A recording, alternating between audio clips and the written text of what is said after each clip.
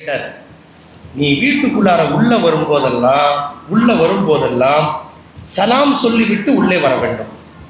மனைவியை பார்த்து நீ என்ன சமையல் வேலை எவ்வளோ முக்கியமான வேலை இருந்தாலும் கணவர் வண்டி நிறுத்துகிற சத்தம் கேட்டால் வீட்டு வாசல் அருகிலே வந்து சலாம் சொல்லி வரவேற்க வேண்டும். ஒன்று நீ சலாம் சொல்லணும் அல்லது வாலைக்கும் சலாம்னு சொல்லணும். இதை 1 மாத காலம் செய்துவிட்டு வாருங்கள் நாம் பிரிவது சம்பந்தமாக யோசிக்கலாம்னு சொல்லி அமைச்சார். 1 மாத காலம் கழித்து அவர்கள் மீண்டும் கேட்டார்.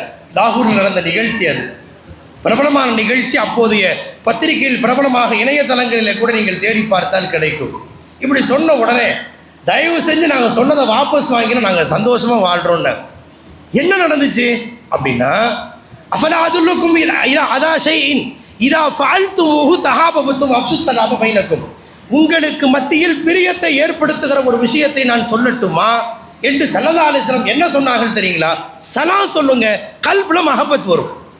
திரும்ப திரும்ப கணவன் மனைவியை பார்த்து, மனைவி கணவனை பார்த்து சொல்லப்படுகிற சலாம் திரும்ப திரும்ப அவரின் இதயத்தில் ஒரு இனம் புரியாத இணக்கத்தை ஏற்படுத்தும். இப்போ நம்மெல்லாம் பள்ளிவாசலில் திருவுறோம், நம்ம முசல்லாவில் நம்ம சப்புல தான் ரொம்ப காலமாக நிற்பாங்க, என்னைக்கோ பார்த்த மாதிரி தான் பார்ப்போம். அது சலாம் சொல்லாததுனால் ஏற்படுகிற விளைவு. சலாம் என்பது நமக்கு மத்தியில் ஒரு பாச பிணைப்பை ஏற்படுத்தும். இப்போ கணவன் மனைவிக்கு மத்தியில் சலாம் சொல்லும் போதே ஒரு பாச பிணைப்பை 1 மாசத்துல ஏற்படுத்தும்னா, நபி ஸல்லல்லாஹு அலைஹி வஸல்லம் மீது சொல்லப்படுகிற சலாம் திரும்ப திரும்ப உணர்வு பூர்வமாக சொல்லப்படுமேயானால் அந்த சலாம் நபிக்கும் நமக்கும் மத்தியில் ஒரு மானசீகமான தொடர்பை ஏற்படுத்தாதா? அந்த மஹப்பத் நம்முடைய கல்வில் நீடித்திருக்க வைக்காதா? நம்ம அந்த உணர்வை மனதிலே உள்வாங்க வேண்டும். அதனால தான் நம்முடைய முன்னோர்கள் அப்படிப்பட்ட வாசகங்களை கோர்வை செய்து மௌலித் என்ற பெயரால், சலவாத்தின் பெயரால், சலாமின் பெயரால் நமக்கு சமர்ப்பித்து விட்டு போனார்கள். எனவே அன்பான பெருமக்களே, நாம் நிறைவுக்கு வருகிறோம். நான் ஜங்ஷனில் மீலாதுக்கு மகரிப் தொழுகைக்கு அட்டன் பண்ணியாகணும், விரிவாக சொல்வதற்கான சூழலும் இல்லை என்ற போதிலும் கூட ஒன்றை நாம் மனதிலே வைத்துக் கொள்ளுங்கள்.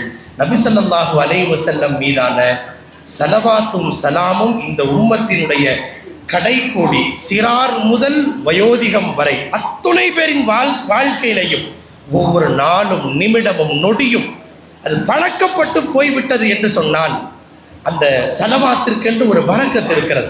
நிறைய விஷயங்களை கேள்விப்பட்டிருக்கோம்.